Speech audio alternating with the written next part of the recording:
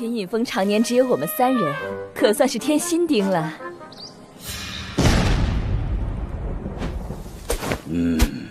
不错不错。不知道，普通的炼丹师会经常食药，这导致元气纯度降低，所以无法通过试炼。而你ជីវិតនៃពិភពតុក្កតា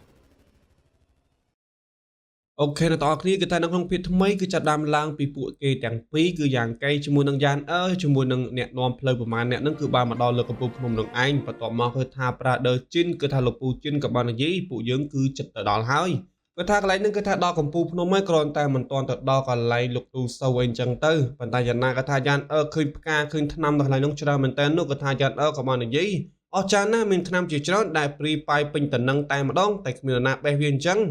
បន្ទាប់មកក៏ថាអពេម្នាក់នៅក្នុងចលងស្ដេចថ្នាំនោះក៏បាននិយាយអ្នកណាខ្លះដែលហ៊ានលួចបែកថ្នាំនៅក្នុងចលងស្ដេចថ្នាំនោះបើសិនជារកឃើញនឹងត្រូវយកក្បាលរបស់ពួកគេសងវិញហើយដូច្នេះតើអ្នកណាទៅហ៊ាននោះបន្ទាប់មកក៏ថាយ៉ានឮហើយក៏ថាចង់ស្លន់តែម្ដងបាក់ភ្នែកធំតែម្ដងប៉ុន្តែយ៉ាងណាក៏ថាយ៉ានក៏មិនខ្វល់នោះទេក៏បានលឿនដានឌឺអញ្ចឹងទៅប៉ុន្តែយ៉ាងណាក៏ថាពួកគេទាំងអស់គ្នាក៏បានមកដល់កន្លែងលោកគ្រូសូវហើយគ្រាន់តែមកដល់កន្លែងលោកគ្រូសូវភ្លាមក៏ថាលោកពូជីនក៏បានប្រាប់ឲ្យ3នាក់ហ្នឹងរងចាំនៅកន្លែងហ្នឹងក៏បាននិយាយពួកឯងទាំង3នាក់រងចាំនៅទីនេះហើយ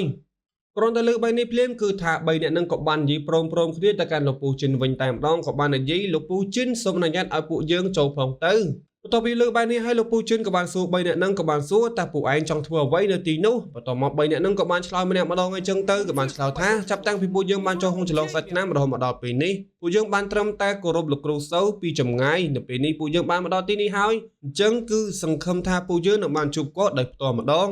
បន្ទាប់មកក៏ថាអ្នកបន្ទាប់ទៀតអ្នកកដាគេនឹងក៏បាននិយាយលោកគ្រូសូវជាប់រវល់ពេញមួយថ្ងៃដូច្នេះមិនដែលបានជួបគាត់ទេបន្ទាប់មកក៏ថាម្នាក់ទៀតនឹងក៏បាននិយាយសូមលោកពូ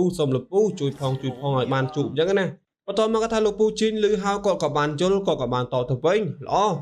ប៉ុន្តែពួកឯងមិនត្រូវនិយាយអ្វីនោះទេលោកគ្រូពូសូវគាត់មិនចូលចិត្តរញ៉េរញ៉ៃរំខានដល់ភាពស្ងប់ស្ងាត់ក្នុងកន្លែងរបស់គាត់នោះទេត្រូវចាំបន្ទាប់មកក៏ថាពួកគេទាំង3នាក់ក៏បានបាតអីអញ្ចឹងទៅ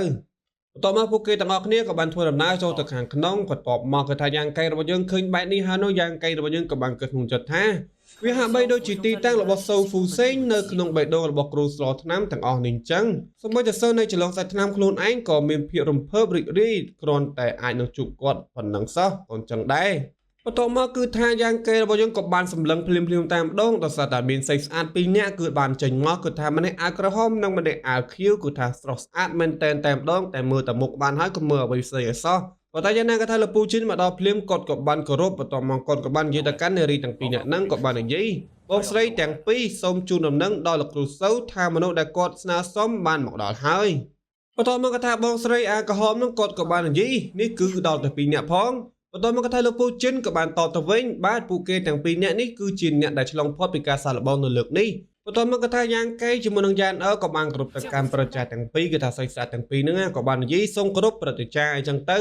ប៉ុន្តែយ៉ាងណាក៏ថាសិស្សទាំងពីរក៏បានប្រាប់ឲ្យពួកយ៉ាងកែជាមួយនឹងយ៉ានមកកុំឲ្យហៅប្រតិចាឲ្យហៅជាមីងអីអញ្ចឹងណាបន្ទាប់មកគាត់ក៏បាននិយាយអាចហៅខ្ញុំជាអ្នកមីងឆាងហើយគាត់គឺជាអ្នកមីងឡានបានអ្វីបានជាហៅថាអ្នកមីងគឺដោយសារតែពួកគាត់ទាំងពីរយ៉ាងកែជាមួយនឹងយ៉ានអាយុត្រឹមតែប្រហែលជានៅក្នុងសាច់រឿងឥឡូវហ្នឹងគឺត្រឹមតែ12ឆ្នាំទៅ13ឆ្នាំប៉ុណ្ណោះអញ្ចឹងហើយគឺថាត្រូវតែហៅមីងអញ្ចឹងណាគឺថាបន្ទាប់មកអ្នកមីងឆាហ្នឹងក៏បាននិយាយបន្តទៀតក៏បាននិយាយពួកឯងមិនចាំបាច់ត្រូវព្រួយបារម្ភពីរឿងអ្វីខ្លាំងពេកនោះទេឯងអាចចាត់ទុកថានៅទីនេះគឺដូចជាផ្ទះរបស់ឯងបានទៅចុះគិតអញ្ចឹងទៅចាប់ពីពេលនេះតទៅអ្នកទាំងពីរអាចរស់នៅទីនេះមួយរយៈបន្ទាប់មកអ្នកមីងឡានក៏បានដាក់មកក្តាំងដែរទៅក៏បាននិយាយមិនហើយនៅពេលដែលយើងមកដល់ទីនេះនៅដល់កំពូលភ្នំលាក់ពពកនេះពួកយើងមានអាយុប្រហាក់ប្រហែលនឹងពួកឯងទាំងពីរនឹងដែរប៉ុន្តែត្រឹមតែមួយប្រព្រឹត្តនៃសិស្ស20ឆ្នាំបាត់កន្លងផុតទៅហើយលឿនប៉ិតមែនបន្ទាប់មកយ៉ាងកែជាមួយនឹងយ៉ាងឮថា20ឆ្នាំហើយនោះគឺថាបើកភ្នែកធំទាំងពីរអ្នកយកតែម្ដងក៏បាននិយាយព្រមគ្នាគិតក្នុងចិត្តព្រមគ្នាក៏បាននិយាយ20ឆ្នាំអញ្ចឹងមិនមែនមានន័យថាពួកគេនោះអាយុលើស30ឆ្នាំទៅហើយទេអីមិនមែនទេដឹងអីបន្ទាប់មកក៏ថាលោកពូជីនមិនដឹងថាយ៉ាងម៉េចយ៉ាងណានៅទេគឺមិនដឹងជាគាត់នឹកឃើញអីទេគាត់ក៏បាននិយាយថាពួកគាត់ទាំងពីរអ្នកមីងទាំងពីរគឺជាស្រីចំណាញ់ចិត្តរបស់លោកគ្រូពូប៉ុន្តែយ៉ាងណាក៏ថាគ្មាននរណាតបវិញនោះទេគ្រាន់តែនិយាយហើយគឺចប់តែប៉ុណ្្នឹងទៅ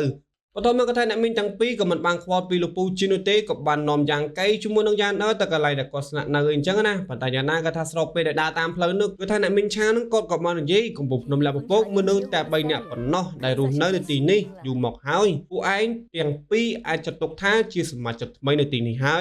យបន្ទាប់មកក៏ថាអ្នកមីងឡានក៏គាត់បាននិយាយដូចគ្នាដែរគាត់ក៏បាននិយាយមកជាមួយនឹងពួកយើងនឹងរៀបចំកន្លែងស្នាក់នៅសម្រាប់ពួកឯងទាំងពីរបន្ទាប់មកក៏ថាយ៉ាងកៃក៏បានឆ្លាប់បាបតែភ្លាមៗនោះក៏មានផ្សែងហុយចេញមកពីខ្ទមមួយដូចជាមានអ្វីឆេះអីអញ្ចឹងណាប៉ុន្តែយ៉ាងកៃជាមួយនឹងយ៉ាងក៏បានមើលមុខគ្នាប៉ុន្តែស្របពេលនោះដែរក៏ថាអ្នកមីនឡានក៏បាននិយាយទៅកាន់ពួកគេទាំង4នាក់នោះដែលមកជាមួយនឹងយ៉ាងកៃហ្នឹងក៏បាននិយាយលោកគ្រូបច្ចុប្បន្ននេះក៏កំពុងតែអនុវត្តវិធីស្លថ្នាំប៉ុន្តែបើមានរឿងអ្វីចង់និយាយមានរឿងអ្វីចង់រាយការណ៍អប្រាប់ខ្ញុំនៅទីនេះបាននៅពេលដែលលោកគ្រូស្លថ្នាំរួចរាល់គាត់នឹងមកជួបពួកគេទាំងពីរនេះហើយដូច្នេះហើយអ្នកទាំង4អាចចាក់ចេញពីទីនេះបានមិនអីទេបន្ទាប់មកក៏ថាក្តីសម័យរបស់អ្នកទាំង3នាក់ដែលចង់ជួបលោកគ្រូសិលនោះក៏ត្រូវបានរលាយធ្វើទៅមុខអ៊ីមីទៅពេញហ្នឹងប៉ុន្តែយ៉ាងណាក៏ថាលោកពូជីនក្រោយពីលឺបែបនេះហើយនោះគាត់ក៏បានតទៅវិញអញ្ចឹងអ្វីបន្តទៀតគឺពឹងទៅលើអ្នកទាំងពីរហើយបន្ទាប់មកពួកគេទាំង4នាក់ក៏បានដើរទៅវិញទាំងអស់សង្ឃឹមទាំង4នាក់តែម្ដងគឺតែមានពពកខ្មៅភ្លៀងណាពីលើក្បាលណាយេម្យ៉ាងដែរប៉ុន្តែស្របពេលដែលបញ្ចប់រឿងពួកគេទាំង4នាក់នោះបានត្រឡប់ទៅវិញហើយនោះយ៉ាងកេជាមួយនឹងយ៉ាងស្រាប់តែបានឃើញម្ដងទៀតហើយពីផ្សែងពណ៌ខ្មៅដែលបានផ្ទុះចេញពីខ្លែងខ្ទមខាងក្រៅនឹងអញ្ចឹងណាប៉ុន្តែគឺថាយ៉ាងកេជាមួយនឹងយ៉ាងក៏បានស្ទុះទៅកន្លែងនឹងភ្លាមតែម្ដងបន្ទាប់មកគឺថាអ្នកមីងឡានក៏បាននិយាយជប់សិនគឺកន្លែងលោកគ្រូទេបន្ទាប់មកក៏ថាយ៉ាងកេជាមួយនឹងយ៉ាងក៏បានឈោសម្លឹងមើលកន្លែងដែលហុយផ្សែងនឹងអញ្ចឹងណាបន្ទាប់មកក៏ថាយ៉ាងក៏បានឃើញហើយក៏បានកាត់ក្នុងចិត្តនេះគឺបន្ទាប់មកយើងក៏បានឃើញវងភារបស់លោកគ្រូសូហ្វូសេងហើយគឺថាសង្ហាគូសំដែរអញ្ចឹងបានមនុស្សគ្រប់គ្នាបានលងឆ្នែពេញតនឹងនឹងឯង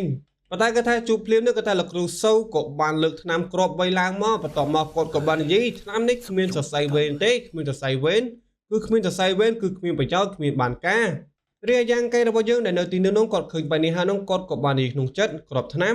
គ្រាប់នេះត្រូវបានបញ្ចេញដោយអសរាដោយសម្បូរបែបដែលពណ៌របស់វាល្អខ្លាំងណាស់វាច្បាស់ជាថ្នាំគ្រាប់កម្រិតឋានសួគ៌ដ៏ល្អមួយប៉ុន្តែនៅក្នុងការភ្នែករបស់សូហ្វូសេងគ្រាប់ថ្នាំបែបនេះបែរជាគ្មានប្រយោជន៍គ្មានបានការទៅវិញពិតជាចម្លែកមែនបន្ទាប់មកក៏ថាអ្នកមីងឡានក៏បានគ្រប់ទៅកាន់លោកគ្រូសូបន្ទាប់មកក៏បាននិយាយលោកគ្រូសិស្សប្អូនទាំងពីរដែលលោកគ្រូជ្រើសរើសគឺបានមកដល់ហើយបន្ទាប់មកក៏ថាលោកគ្រូសូក៏បានឆ្លើយហឺអញ្ចឹងណាបន្ទាប់មកក៏បានសម្លឹងទៅកាន់យ៉ាងកេជាមួយនឹងយ៉ា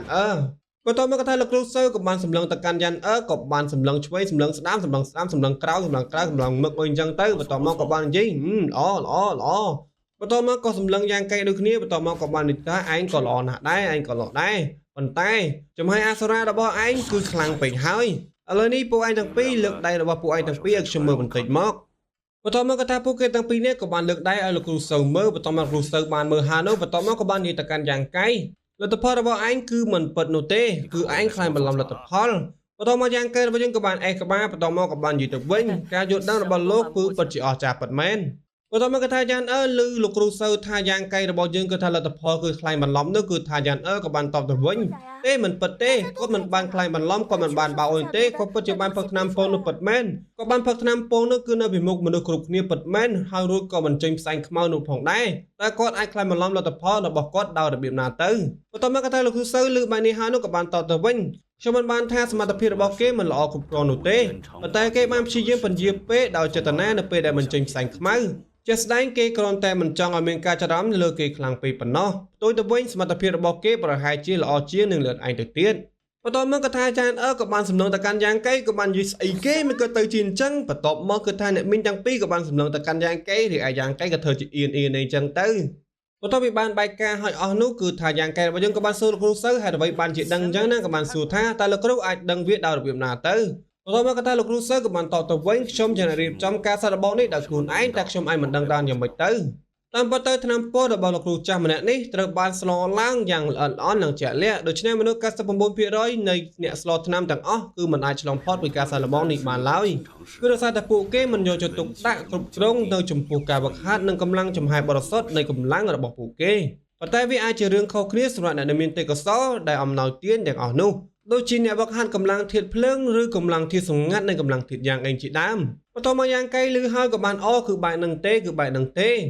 េបន្ទាប់មកក៏ថាយ៉ាងលឺបែបនេះហើយក៏បានល្អក៏បានថាទៅវិញអញ្ចឹងតែខ្ញុំអាចប្រឡងជប់គឺព្រោះតែគ្រូសារបស់ខ្ញុំមិនគ្រប់គ្រងខ្ញុំរៀនវិធីស្លថ្នាំតាមមែនទេចំពិតមែនហើយចំមែនហើយ ก็ถ้ากន្លែងហ្នឹងក៏ចង់មានថាអ្នកដែលអាចឆ្លងកាត់នៅការធ្វើតេនេះបានលុះត្រាតែគាត់ហ្នឹងគឺជាអ្នកស្លថ្នាំផងហើយគឺជាអ្នកកម្រិតនៅក្បាច់គុណផងអីចឹងណាទៅអាចឆ្លងកាត់នៅការធ្វើតេនេះបានអីចឹងទៅឬមួយក៏មានទេពកោសល្យខ្ពស់ជាងហ្នឹងដែលអាចមានកម្លាំងធាតុយ៉ាងឬមួយកម្លាំងធាតុភ្លើងអីចឹងណាទោះថាវឹកហាត់តែវិធីស្លថ្នាំតែមួយគឺថាមិនអាចគ្រប់គ្រាន់នោះទេប៉ុន្តែយ៉ាងណាក៏ថាលោកគ្រូសៅក៏បាននិយាយដូចគ្នាដែរនោះគាត់ក៏បាននិយាយលើសម្រាប់លោកគ្រូស្លថ្នាំមនុស្សជាច្រើនគឺបានគិតខុសសូម្បីតែគ្រូចាស់ម្នាក់នេះក៏បានគិតខុសដូចគ្នាដែរកន្លែងនេះក៏គាត់ចង់មានន័យថាបើសិនជាគាត់វឹកហាត់ក្បាច់គុណផងគាត់ស្លថ្នាំផងអញ្ចឹងបានវាត្រូវបើសិនជាគាត់ឥឡូវនេះគឺគាត់ដើរទៅតាមតែផ្លូវដែលគាត់ដើរហ្នឹងគឺស្លថ្នាំតែមុខអីអញ្ចឹងក៏គាត់ខុសហើយអញ្ចឹងទៅបន្ទាប់មកក៏ថាបន្ទាប់ពីយ៉ាងបានដឹងថាគាត់ដឹងវិធីស្លថ្នាំនិងវិធីដើរទៅតាមផ្លូវត្រូវហើយហេតុអ្វីបានជាគាត់មិនធ្វើតាមវិធីដែលគាត់យកកូនយកអីអញ្ចឹងណាបន្ទាប់មកយ៉ាងក៏បាននិយាយថាលោកគ្រូតាបើសិនបើអ្វីដែលលោកគ្រូបាននិយាយនោះវាជាការពិតវាមិនប្រសើរជាងទេសម្រាប់លោកគ្រូចំពោះកូនរបស់លោកគ្រូដែលមានជំនាញសមរម្យហើយក៏បង្ហាត់ពួកគេតាំងពីក្មេងទៅបន្ទាប់មកក៏ថាលោកគ្រូតាគឺថាលោកគ្រូសូវក៏បានតទៅវិញកូនឯងហៅគ្រូតាទៅហើយលោកគ្រូតាចាស់ម្នាក់នេះមិនអាចរងចាំយូរដល់ពេលនោះទេដល់លើបាយនេះគឺថាអ្នកមីងទាំងពីរគឺបានធ្វើទុកមុខសែតយកតែម្ដងប៉ុន្តែយ៉ាងណាក៏ថាយ៉ាងក៏បានសួរទៅកាន់លោកគ្រូនេះលោកគ្រូអីអញ្ចឹងណាប៉ុន្តែយ៉ាងណាក៏ថាលោកគ្រូក៏បានដឹងក៏បានតទៅវិ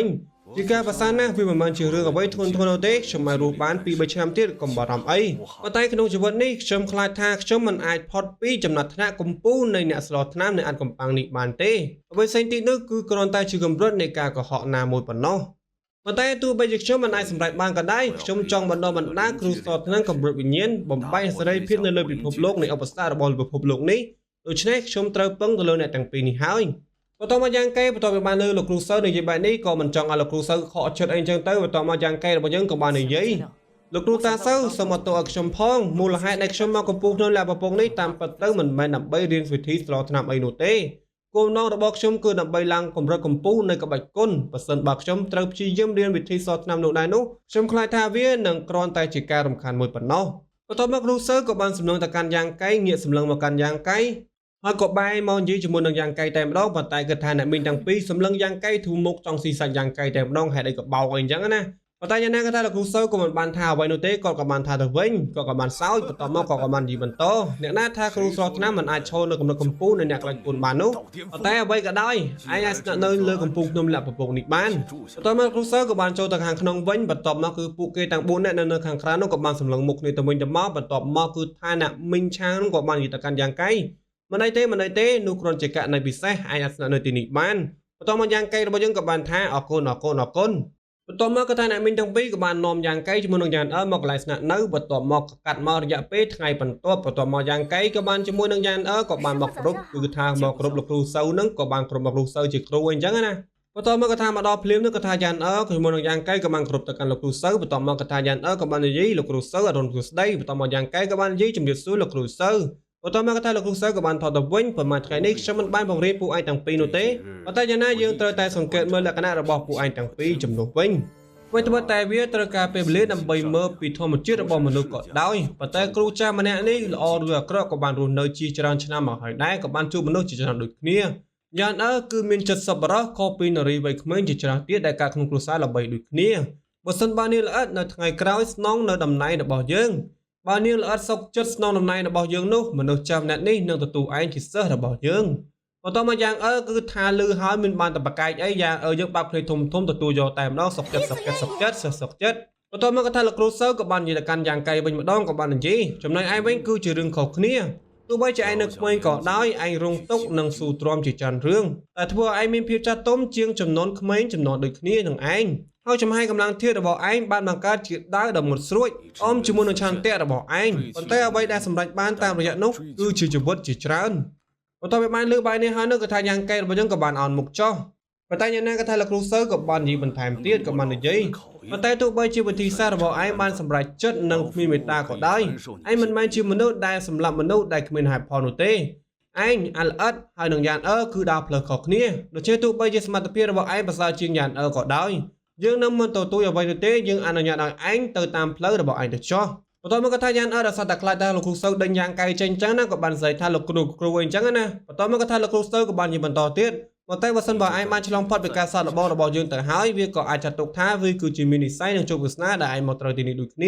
ដូច្នេះខ្ញុំនឹងឲ្យរបស់មួយចំនួនឲ្យទៅឯងជំនួស ហើយយើងនឹងអនុញ្ញាតឲ្យឯងនៅជាមួយនឹងយើងសម្រាប់ពេលវេលានៅស្ថិតនៅក្នុងកម្ពុជានៃប្រពកនេះបន្តមកយ៉ាងកែលើ3នេះហើយក៏បានអរគុណទៅកាន់លោកគ្រូសូវបន្តមកក៏ថាលោកគ្រូសូវក៏បានដល់សភៅមួយក្បាលចេញមកបន្តមកក៏បាននិយាយនេះគឺជាច្បាប់ចម្លងនៃក្បាច់សម្ងាត់ពិសេសមួយទាំងពីរយកវាហើយរៀនពីវាប៉ុន្តែត្រូវចាំឯងអាចវឹកហាត់វាបានត្រឹមតែ1ម៉ោងប៉ុណ្ណោះក្នុងជារៀងរាល់ថ្ងៃបន្តមកយ៉ាងកែរបស់យើងក៏បានទទួលសភៅក៏បានឆ្លើយបានបន្តមករូបភាពបន្តក៏បានកាត់មកយ៉ាងកែជាមួយនឹងយ៉ាងដែរកំពុងតែអង្គុយមើលសភៅមួយនឹងឯង